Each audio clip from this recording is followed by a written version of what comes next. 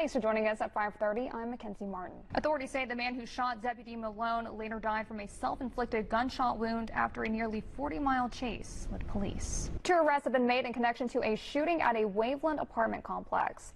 Police say 20-year-old De'Arian Walker and 21-year-old Brendan Favre are charged with shooting into a dwelling.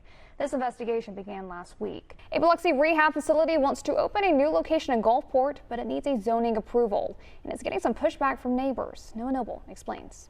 As the afternoon continues, more and more businesses are closing. I'm here in Bay St. Louis along North Beach Boulevard, where mostly all the restaurants and businesses are now closed in preparation for Hurricane Francine. Texas rescue workers continue to search for the more than 170 people who remain missing following the deadly weekend flash floods. First tonight, a murder investigation in D'Iberville. A teenager and a 20-year-old as the suspects. Here's what we know so far. Around 2:02 this afternoon, the Gulfport Fire Department responded to a call here at the Evergreen Apartments, where it was reported that a unit exploded off of 28th Street behind the Circle K, leaving 3 people burned. Now 2 were transported to Mobile with at least 50% of their body burned, and the other was transported to the New Orleans Burn Center in less critical condition. A viral sensation, fruit disguised pastries blowing up online. French Kiss Pastries introduced the trend to the coast less than a month ago, and more than 1,000 have already been sold. Austin Johnson brings us that story. At the Edgewater Mall in Biloxi, the WLOX American Red Cross Holiday Blood Drive is happening. As you can see here now, I am contributing as well. Well, if you're driving down Highway 90 in Biloxi, it's a big possibility you've seen the setup here for a bike in the beach. And the rain has really been in and out. About 30 minutes ago, it was just a drizzle. Then it was a downpour. Then it was a drizzle. And if you see now, we are back to a downpour. So last weekend of June, meaning it's field day nationwide for amateur radio hobbyists. While it may be a hobby, it can also be a lifeline during natural disasters. I met with the hobbyists and learned just how important communicating through radio waves can be. And have fun doing it. That's the biggest thing.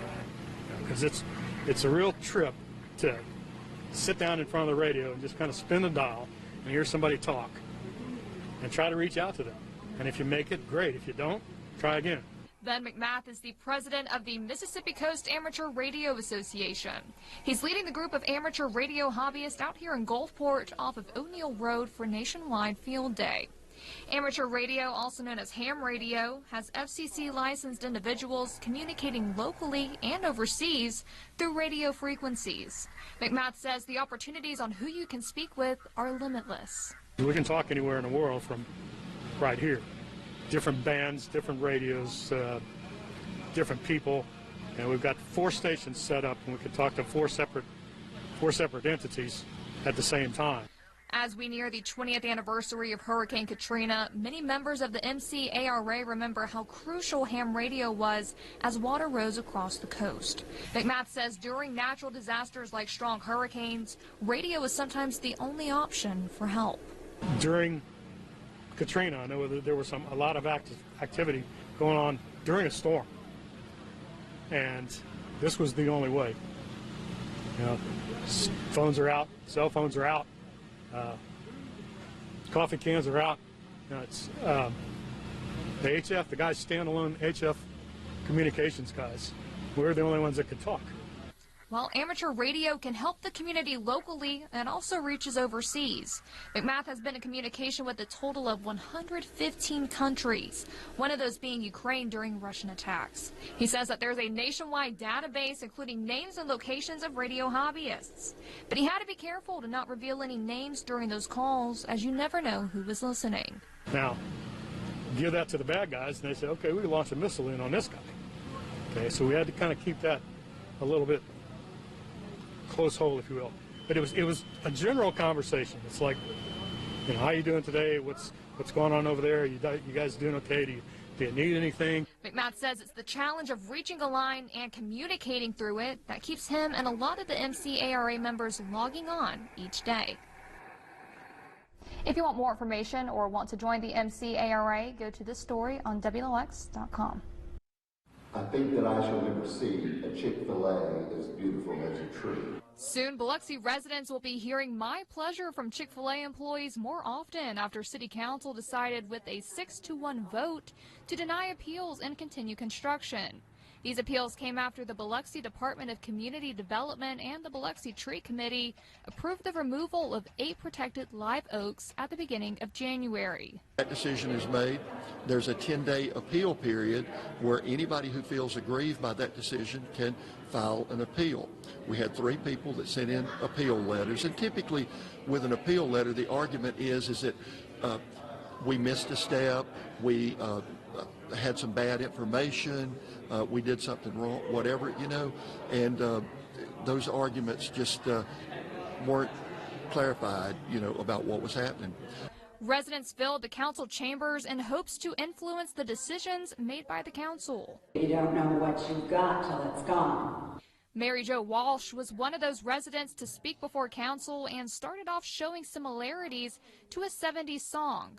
They took all the trees, put them in a tree museum, and they charged the people $1.50 just to see them.